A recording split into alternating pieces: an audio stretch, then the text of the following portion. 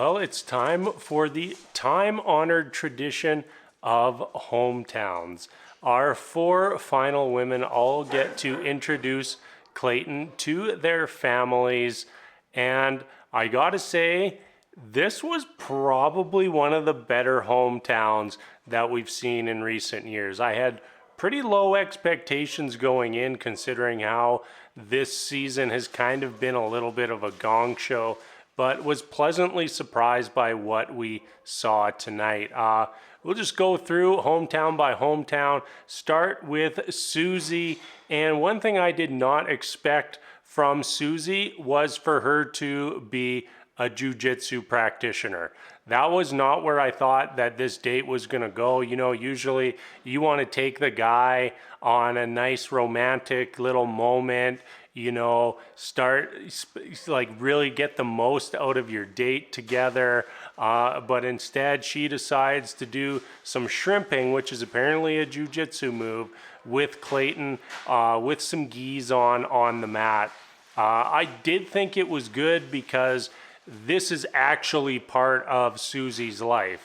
You know, compare this to like Serene's date where they went and did like an activity where it felt like they were just doing it in Serene's, whereas Susie was really showing Clayton part of her life and making something a little bit more meaningful for them to connect over. Really enjoyed that part of the date.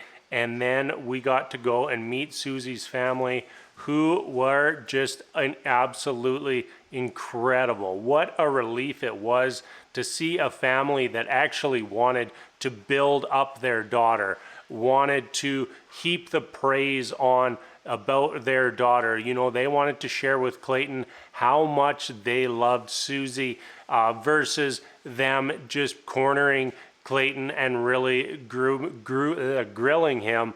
Really appreciated that. Overall, I felt that Susie got well, obviously she's getting a rose edit, and as we came around to the end of the episode, she is the first one who gets her name called. I don't think any of us were expecting her to not get a rose. All season long, she's been a front runner, and honestly, I'd be shocked if she wasn't one of the final two. Next up, Gabby. We are off to the Rocky Mountains for Gabby's hometown. I liked this one as well. You know, they're outside, they're in Denver, doing a little bit of hiking, spending some time together, getting to go to Proposal Rock, where you know, Gabby was really laying on the hints that, you know, maybe Clayton could bring her back here one day in the near future. Apparently Clayton thinks that he could body slam a bear. Yeah, you were doing so good on your bear facts, Clayton, but then when it came time to do your reenactment, I think you failed miserably. You want to scare the bear away, not go and try to body slam it. Gabby's family. I think we all expected that Gabby's family was going to be the fun family. But I don't think that we were all prepared for Gabby's grandpa. He was really the star of that hometown, you know, because her dad couldn't be there. Her dad can't show up to the hometown. Like, that's also another thing that they do all the time. Like, there'll be one person and it'll just be like, oh, it's so sad that so-and-so can't make it. So sad that they can't make it. They just couldn't be here. And of course, Gabby's dad shows up, even though it was just for a brief moment, and he had those signs for Gabby. They were absolutely incredible, just to tell Gabby how much he loved her. And it was good to find out that we got a little bit bamboozled in the previews from last week with Gabby's crying and her dramatic moment, only to find out that was over her dad actually being able to show up for her hometown, which was very clearly extremely important for Gabby. He didn't really get to spend any time with Clayton. All the fatherly responsibilities were heaped on Grandpa, who just apparently just really loves his granddaughter Gabriella, which well, like we didn't even know that was her name. Pretty awesome. Glad Dad showed up in whatever capacity he could, and another good quality hometown back to back. A very, very good way to start our episode. And we got to see Gabby tell Clayton that she was falling in love with him. I totally believe that Gabby is, but I just don't like the expectations that, well, if you get to go hometowns, you gotta, after the date, tell the lead that you're either falling in love or in love with them. It just feels normally a little forced, but I didn't actually feel that with Gabby.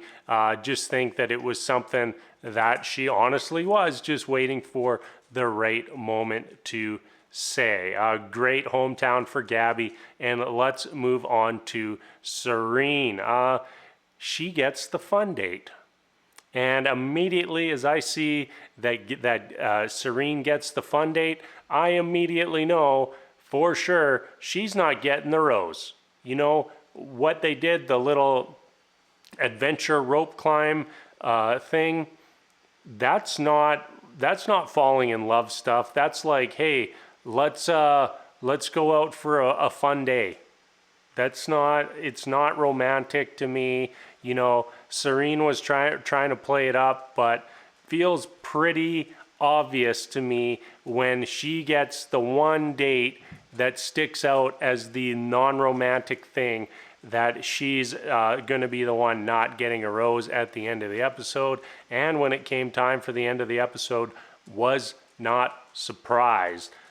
Clayton freaking out over the easiest obstacle on the entire course was kind of hilarious. And then seeing Serene just like waltz across it right after him. I don't really think that Clayton is the big risk taker, adventure seeker kind of guy after watching tonight's episode. Actually before the family, Serene slips in the "I'm falling in love with you," and we got almost no reaction from Clayton. Maybe another sign that she wasn't going to get this rose at the end of the date. Now we can move on to her family. And the family, the focus was, well, besides her brother, the focus was on Serene not getting hurt. It wasn't about the connection between Serene and Clayton. It wasn't about how amazing Serene is. It wasn't about Serene's family getting to know Clayton. It was about Serene not getting hurt. So even that whole focus wasn't on their love story, wasn't on them falling in love. It was later on when the family's already looking forward to the breakup. And obviously the family should be concerned about the well-being of their daughter, sister, friend, but there just felt like, and honestly for this relationship, I've just felt like there's not been a connection at all this season. Nothing we have seen has screamed romantic connection between Serene and Clayton all season long, and that continued for this hometown. Now let's cut back to the star of this date, which according to Twitter was most definitely Serene's brother. I don't know how many tweets I saw about him, but looks like he could instantly be front runner as possibly the next Bachelor, as long as Twitter is the one with the distinction of picking that role. Very, very fun to be a part of, looking at everybody's tweets tonight, but that's a little beside the point. So Serene, she ends up throwing the little bit of a Hail Mary with the not just "I'm falling in love," but is the first woman to say "I love you" or "I'm in love with you" to Clayton. But as we all know now, that last ditch effort really did not pan out for her. And really, when it came down to Serene getting eliminated, she wanted to know why, but she honestly didn't seem all that heartbroken to me. So even though she said she was in love, maybe that connection she knew wasn't quite there all along. Last hometown belongs to Rachel. And first off, right out of the gate, thank you, Rachel, for throwing some shade at the ridiculous running jump leg wrap hug. Appreciated her trying to reverse that with Clayton a little bit, just to kind of poke fun at that staple of the franchise. Clayton, one thing he says right at the start of this date is that he doesn't want to be in charge all the time, like he's actually been planning all the dates this season. No, you have not been, you not convincing me for 1 second that you're busy planning all these dates this season, Clayton. At no point have you been in charge, and we still don't know what that would even look like. Very weird coincidence between Gabby's date and Rachel's date, in that the artist who painted the proposal rock sign also had time to quickly run down to Florida and paint that kissing tree sign for them as well. Absolutely incredible, and my kudos to that artist, who might be the hardest working person on the show. Rachel immediately warning Clayton about how her dad is going to be a dink. And, you know, just sitting there watching, thinking, oh, great. You know, every season we got to have this guy. He's got to be on there. And we finally meet the family, and the dad is just giving Clayton the death glare. Everybody else in the room is laughing, having a good time. Dad giving the death glare. And then we cut over to Rachel, or I think it was Rachel and her friend talking, and Rachel's friend said she doesn't want to deal with Rachel's getting her heart broken. And I'm sitting there thinking, like, oh, sorry to burden our friendship with me potentially getting heartbroken, just to make sure that we don't apply any sort of tension or drama into your life. I will choose to just be celibate for the rest of my life, just in case we don't have to inconvenience you with me going through a heartbreak. Absolutely absurd. I was just sitting there thinking, what the heck? That is not the reason that you don't want your friend to go through a heartbreak, because you don't want to deal with it. I just didn't know where that came from.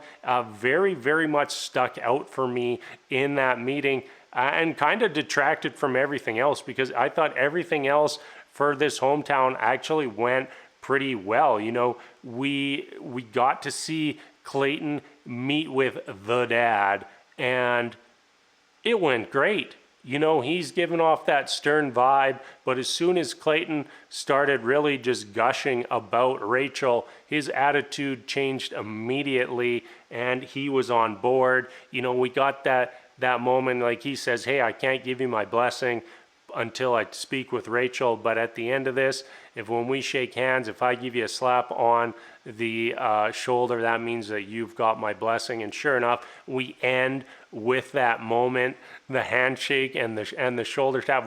They even did an instant replay for us to make sure that we caught it. And the evil dad, the bad dad, way blown out of proportion, because he was on his best behavior and wanting the absolute best for his daughter. Was kind of weird that Rachel had to basically thank her dad for not being mean. But Clayton, this night might have established Rachel as the front runner, because we saw him talking about her with a level of loyalty and commitment that we just have not seen with the other women. All season long, I thought that their connection has been very surface level, that they're very much attracted to each other, but we're not seeing anything deeper than that. But after seeing Clayton specifically talk about that relationship in the way he did, maybe there is a little bit more substance there than I've been giving credit to. So yeah, that's it for hometowns. Moving on to fantasy suites next week with Susie, Gabby, and Rachel. Could get very interesting. You know, Clayton has, I think, waited way too late into the season to really dive into his emotions, and it looks like it is going to majorly spiral out of control. We also get Women Tell All next week, so I think we could basically get like potentially 3 hours of The Bachelor plus an hour of the Women Tell All, maybe longer. I don't know what the split will be, but the way we've set up for this ending with drama,